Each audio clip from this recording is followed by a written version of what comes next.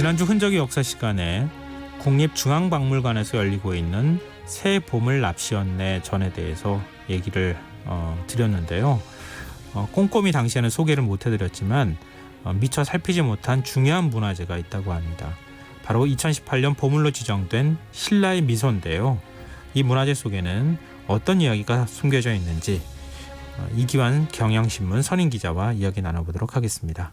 안녕하십니까? 안녕하십니까? 네. 예. 신라의 미소는 이게 수막새라고 하나요? 아, 수막새죠. 예. 예. 제가 기억하기로는 교과서에서도 실렸던 것 예, 같은데요. 그 교과서 표지에도 있더라고요. 네. 뭐 그런 것들이 있고 그런데 사실 그 LG 그룹 로고 있잖아요. 아, 예. 얼굴 웃는 표정. 예, 웃는 표정인데 예. 그게 그 1995년에 럭키 금성을 LG로 바꾸면서 새로 지정했다 그러는 건데 이것이 결국 그 얼굴무늬 수막새에서 영감을 받아서 만들었다라고 소개를 하고 있더라고요. 저도 여기까지는 알고 있어요. 그 수막새 얼굴 웃는 이렇게 싹 웃는 표정이 굉장히 묘한 분위기를 내기도 하고 그 LG그룹 로고가 이렇게 그 얼굴 표정을 선으로 표현한 거잖아요. 그렇습니다. 예. 그러니까 이게 신라 시대 때 그 보물을 오늘날 그 기업이 글로벌 기업이 이걸 자기 로고로 쓴다고 하는 것도 참 흥미로운 약간 부분이에요. 어울리지 않는 부분도 없잖아 있잖아요. 그래서 원래 그 이 구시대의 유물이라고 하잖아요. 구시대 유물 왠지 원래 어감은 별로 안 좋아요. 구시대 유물이라고 네. 하는데 1400년 전 어떻게 보면 유물인데 그 기업 로고라는 게 사실 기업의 얼굴이어서 디자인이나 미학 측면에서 사실 고객의 힘을 끄는 그 힘이 있어야 되는데 이런 그 구시대 유물이 어떻게 보면 그 전 세계인들에게 지금도 친근감을 준다라고 한 건데 그러니까 신라의 미소를 과거의 얼굴로 보고 LG 얼굴을 뭐 미래 얼굴로 보고 뭐 이랬다고 합니다. 어쨌든 그렇기도 하고 1998년 열린 경주 엑스포 거기도 이제 심볼 마크가 얼굴무늬 수막새였고 지금 뭐 경주 시내를 가보면 신라의 미소 그러니까 얼굴무늬 수막새가 거의 그 뭐 도시 전체에 이렇게 꾸며져 있더라고요. 그래서 우리가 그 서산 마의 삼전부라면 백제의 미소라고 하잖아요. 잘 알듯이. 그래서 신라의 미소는 바로 이 얼굴무늬 수막새다. 이렇게 이제 자리매김을 하게 됐죠. 외국인들은 이 사실을 알라는 모르겠어요. 잘 모를 것 같은데요. 예, LG 로고가 수막새 그 신라의 미소라고 하는 걸 좀 많이 홍보했으면 좋겠다 이런 생각이 드는데요. 근데 이렇게 중요한 문화재, 일종의 상징처럼 받아들이고 있는 문화재가 이걸 잃어버릴 뻔했다고 하는 게 무슨 얘기죠? 예, 그렇습니다. 그 역시 일제 강점기인데 그 1934년 6월에 그 조선총독부가 발행하는 조선이라는 잡지가 있습니다. 거기에 처음 소개가 되는데 당시에 그 조선총독부 박물관 경주 분관장 편하게 우리가 이제 경주박물관이라고 하면 되는데 거기에 경주 박물관장인 오사카 긴타로가 쓴 글이에요. 그러니까 이 기와가 경주 시내 야마구치 병원 의사인 다나카 도시노부가 골동품상에게 구입한 유물이다라고 소개를 하는 글을 썼습니다. 근데 원래 기와는 기와편이라고 하는 거는 예전에 그 건물이 있던 자리에서 많이 나오잖아요. 그리고 기와편도 사실 백제시대 때 것도 굉장히 아름다운 것도 있고 많습니다. 그런데 그 많은 기와 중에서 기와 유물 중에서 이렇게 희귀한 유물은 어떻게 찾아냈는지도 궁금하기도 하고요. 사실 뭐 이 수막새 그 희귀한 거는 사람 얼굴 문양을 하고 있으니까 그 당시만 해도 처음 나왔거든요. 그러니까 굉장히 중요한 유물로 봤고 원래 그 기본적으로는 이 수막새를 나무로 만든 틀로 찍어내긴 했어요. 그러나 가운데 얼굴 부분은 그 당시에 신라 조각가가 일일이 이게 빚었다라는 거고 손으로 눌러서 빚은 흔적이 보이고 그다음에 손가락 끝으로 이렇게 그 세공한 흔적도 보입니다. 우리 이제 초등학교 시간에 찰흙 공예 같은 거 할 때 손에 물 묻혀가지고 이렇게 만드는 거랑 비슷하게 만들었다는 거잖아요. 예, 그렇습니다. 그래서 이제 오사카가 경주에서 출토되는 수준급 신라 기와는 많은데 이렇게 사람 얼굴 무늬 기와는 처음이다라고 극찬을 하고 그래서 오사카가 소장자인 다나카라는 사람의 허락을 얻어서 이 기와를 소개하노라라고 했는데요. 그러나 이 기와가 사실은 그때 1934년에 반짝 소개가 된 다음에는 자취를 감추게 되거든요. 왜냐하면 소장자인 다나카가 1940년에 그냥 싹 귀국을 해버리니까요. 그럼 가져가 버린 거예요, 일본으로? 예, 그렇습니다. 언제 가져가는지도 몰라요. 1935년이라는 설도 있고 40년이라는 설도 있고 그런데 그 이후에 국내에서는 우리 국내에서는 누구도 이 행방에 대해서 관심을 가진 사람이 없었겠죠. 그래서 40년 가까이 그냥 잊혀진 존재가 됐는데 그러다가 이제 1972년에 그 당시에 국립경주박물관장이던 박일훈 관장이 일본을 방문했다가 우연히 이 수막새 행방을 알게 되죠. 그걸 기억하고 있다는 것도 참 대단하고요. 그렇습니다. 어떻게 알게 된 거예요? 아까 그 일제강점기 수막새를 소개한 사람이 당시에 경주박물관장이던 일제강점기에 네네. 오사카 긴타르라고 했지 않습니까? 네. 근데 이 오사카가 1920년대에는 지금의 그 이 초등학교격인 경주 공립보통학교 선생이었거든요. 근데 이 박일훈 관장이 그 학교 학생이었다는 겁니다.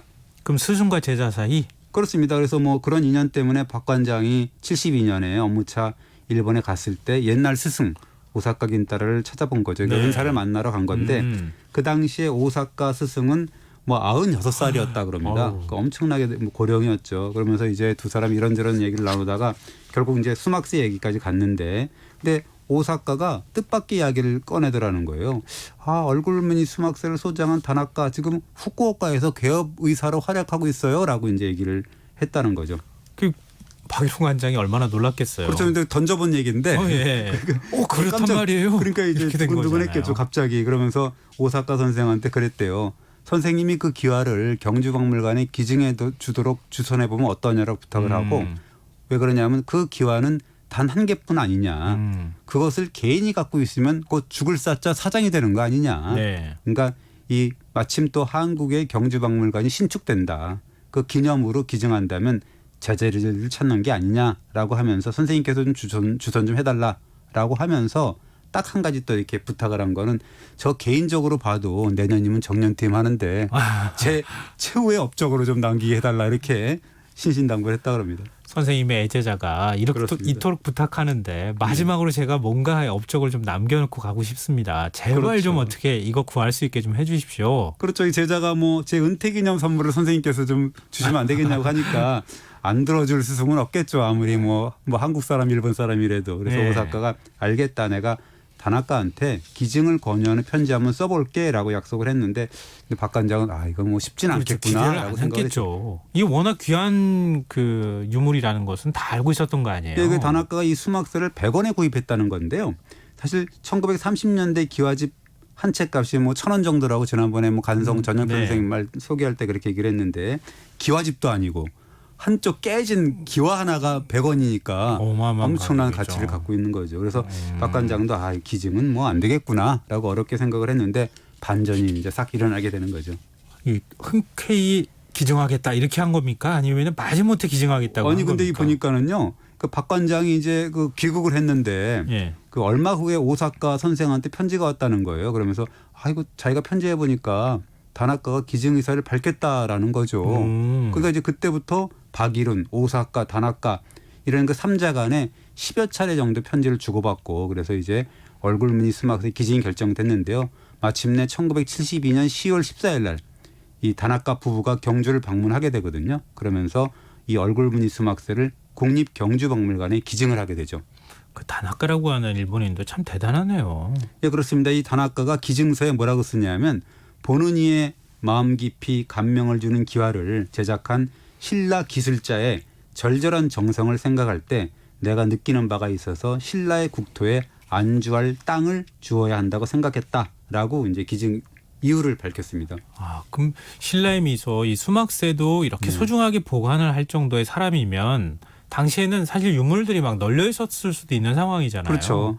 그럼 다른 유물도 갖고 있었을 가능성이 그렇죠. 이 있겠는데요. 다나카가 사실 항구에 수집한 기와가 88점 정도 되고 그래서 포함해서 한 161점 정도를 그 나중에 기타큐슈 그 시립 역사박물관에 기증을 했는데요. 네. 그 지금으로 치면 최애 작품이라고 하는 그런 얼굴무늬 수막새 한 점은 기증을 하지 않았다 그래요. 그러면서 늘 방에다 걸어놓고 감상하면서 뭐 이렇게 봤다는 거죠. 그리고 이 오사카라는 인물도 참 대단한 분인 게 뭐냐면 96살이라고 그랬지 않습니까? 네네. 그러면서 제자의 부탁을 듣고 또 유물 기증을 자기 일처럼 이렇게 주선을 했으니까 어떻게 보면 참 이렇게 좀 경의를 표할 만한 사람이다. 뭐 아무리 일본인이라도 사실 네. 그렇게 해야 되지 않나 생각이 듭니다. 지금 우리가 수막새 얘기하는데요. 이 크기가 직접 보셨잖아요. 손바닥 크기만한 정도. 지름이 뭐 한 얼마 안 됩니다. 지름이 한 남은 지름만 한 예. 11.2cm 정도 된다고 하는 손바닥 거죠. 하나도 안 되는 두께는 한 크네요. 2cm 정도 되는 건데 뭐 그렇습니다. 그래서 어떻게 보면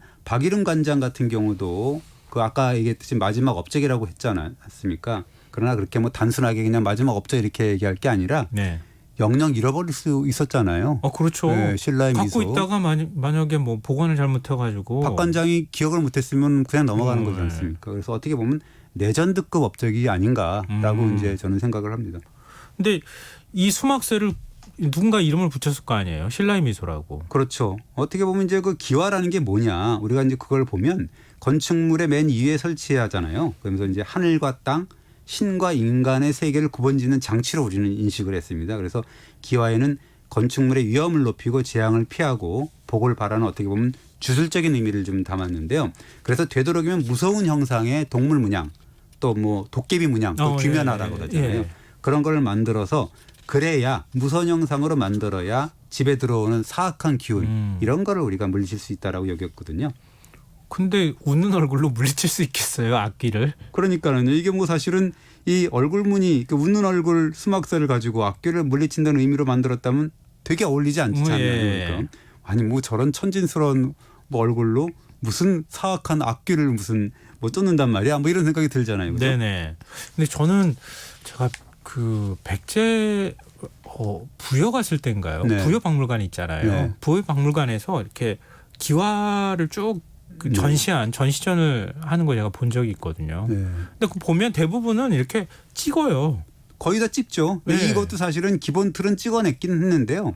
아까도 말씀드렸지만 문양도 찍던데요. 네, 그래서 한가운데 쪽은 이게 기본적으로는 틀에 찍었지만 한가운데 얼굴 같은 경우는 이 틀로 만든 흔적보다는 조각가가 손끝으로 눌러서 이렇게 세부를 표현했는데 그러다 보니까 그 기와를 보면은 얼굴이 비대칭입니다. 그래서 예를 들자면 이 광대뼈 양쪽 눈이 비대칭을 이루게 되는데 이것이 오히려 자연스럽다는 건데 왜냐하면 사람이 얼굴이 완전한 대칭이 아니거든요. 네네. 여기 왼쪽으로 찍고 오른쪽으로 찍으면 다르잖아요. 이쁜 얼굴로 보여주세요. 그러면서 카메라 찍을 때도 그렇게 하잖아요. 네. 그러다 보니까 오히려 얼굴의 생명력이 더 더해진다. 그리고 제일 100만 불짜리는 미소죠. 뭐 그런 것 때문에 이 가치가 독보적이다라고 하죠. 오히려 장인이 손으로 이렇게 만지면서 이렇게 딱 찍었다 그러면 완벽한 문양으로 나왔을 텐데 그렇게 그렇죠. 하지 않은 게 오히려 사람들한테 훨씬 더 자연스러워 보이고 그렇습니다. 그렇다는 얘기인데 근데 뭐 앞서도 잠깐 얘기 나왔던 것처럼 보통 뭐 막새도 마찬가지로 수막새, 안막새도 사실 이렇게 문양이 있잖아요. 근데 이런데 원래 악기 쪼들리면 무서운 얼굴을 하고 있어야 되는데 웃는 얼굴로 기와를 굳이 만들었던 이유가 뭘까요? 그러니까요. 왜 신라 조각가가 이렇게 뭐 웃는 얼굴로 만들었을까?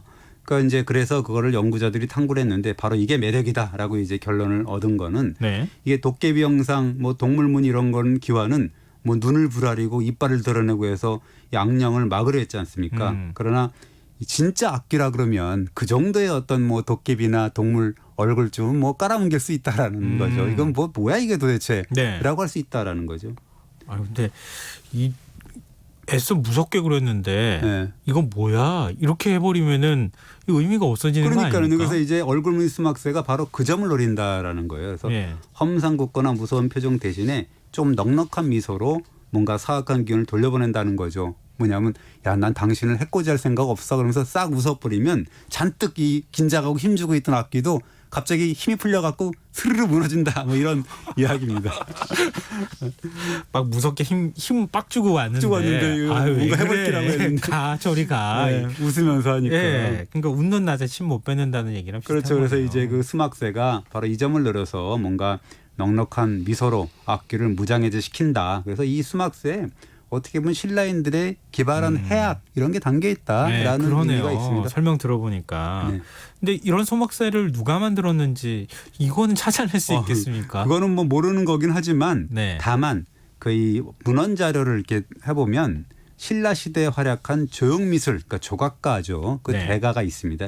양지 스님이라는 사람이 있어요. 그 양지 스님 아니야라고 이제 주목하는 그 연구자가 있더라고요. 왜냐하면 이 얼굴무늬 수막새가 발견된 절터가 영묘사거든요. 근데 영묘사가 굉장히 심상치 않은 절터입니다. 그래요? 영묘사가 어디에 있는 절이에요? 이 절이 사실은 이 선덕여왕이 창건한 절이에요. 그래서 우리가 뭐 유명하잖아요. 선덕여왕의 직위삼사 해서 그 선덕여왕이 세 가지 신비로운 예측을 했다라는 거지 않습니까? 그중 하나가 뭐냐면 이 선덕여왕이 영묘사의 옥문지가 이 겨울인데도 개구리가 막 우니까 이거는 뭐 거기에 누가 있구나라고 했다는 거죠. 그래서 인근의 여근곡에 백제군이 매복한 사실을 간파한 거죠. 선덕여왕이. 그래서 군사를 보내서 백제군을 전멸시킨 그런 신묘한 사건을 얘기를 하는 거거든요. 근데 이 영묘사에 흙으로 빚어 만든 형상, 그러니까 소상을 잘 만드는 조각가가 있었는데 그 사람이 바로 양지 스님이라는 사람입니다.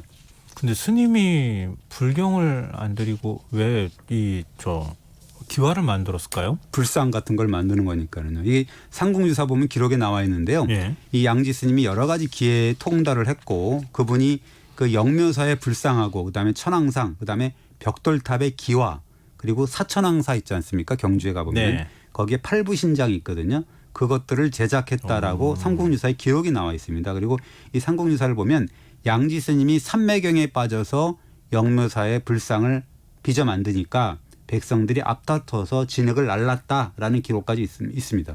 이런 뛰어난 예술가인 스님이었다. 네. 그러니까 그 절에서 이 수막새가 발견이 됐으니까 자연스럽게 그 스님이 아마 만들지 않았을까 이렇게 추정을 한다는 추정할 거군요. 수가 있다는 거죠. 그래서 거기서 출토된 수막새, 그다음에 사천왕사에서 나온 묘귀신장상이 있거든요. 그거 보면 양지 스님이나 혹은 그 제자나 유파가 이 남긴 작품일 가능성이 많다라고 이제 연구자가 얘기를 합니다.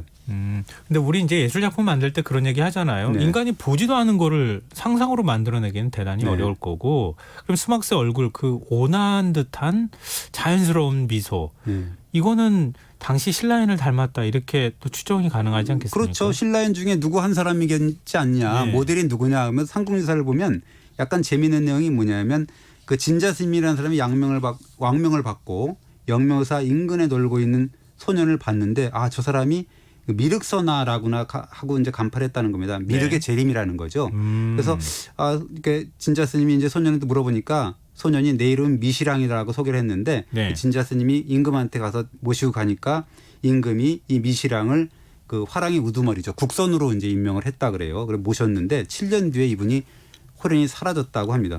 그럼 미륵불 신화하고 화랑 신화, 화랑 이야기하고 같이 겹치네요. 그렇습니다. 그럼 미시랑이 어떻게 보면 그 미륵의 화신이기도 하고 화랑의 우두머리여서 미시랑이 사라진 뒤에 백성들이 이제 미륵선화, 그 미시랑의 재림을 기원했다고 합니다. 그래서 어떻게 보면 이 수막새 이것이 네. 신라인들이 그리워한 화랑, 그다음에 미륵의 화신인 미시랑의 얼굴인 거 아니야라는 해석도 나오고 있거든요. 이건 뭐 너무 옛날 일이라서 어디까지 맞는 말인지 모르겠죠. 근거 있는 상상력이라고 봐야 되겠죠. 합리적 추정이라고 우리가 네, 얘기를 하면 좋겠는데 그러면 이렇게 의미가 깊은 뜻깊은 유물 신라의 미소를 영영 잃어버릴 뻔했는데 결국은 우리가 그렇습니다. 찾아왔다. 굉장히 가치 있게 우리가 받아들여야겠네요. 생각할수록 이제 모골이 송연한 건데 지금 그 원래 경주박물관 상징 유물이거든요. 그래서 네. 좀채 볼 수가 없는데 그 박물관에 지금 외부 전시를 잘 안 중앙박물관에, 해요. 그 서울에 잘 올라오지 않으니까요. 그래서 서울에 왔으니까 보시기 바라는데 전시실이 좀 어두워요. 그런데 아우라가 있습니다. 멀리서 봐도 뭔가 확 비추는 그런 느낌이 있어서 꼭 한번 보시기 바랍니다. 혼자 보시고 오신 거죠? 그렇습니다. 지금 2번 봤습니다. 2번. 두 번이나 보셨어요. 지금 그 국립중앙박물관 갈 때 미리 예약하고 가야 되잖아요. 예약하고 가야 됩니다. 그냥 무턱대고 가셨다가는 안 되고요. 가도 이제 되긴 될 수도 있는데 없으면 사람이 없으면 됩니다. 말씀하시니까 가고 싶은데 네. 좀 조바심이 나는 것 같습니다. 그렇습니다. 하여튼 좋은 유물 저희한테 그 스토리까지 소개해 주셔서 정말 고맙습니다. 오늘 흔적의 역사 지금까지 경향신문 이기환 선임 기자였습니다. 고맙습니다. 감사합니다. 오늘 모바일 상품권 당첨자는 홈페이지 공지사항에서 확인하실 수 있습니다. 밤사이 비가 많이 내리는 지역이 있다고 하니까요. 비 피해 없도록 조심하시기 바랍니다. 김성환의 시사 오늘 순서 여기서 마치겠습니다. 고맙습니다.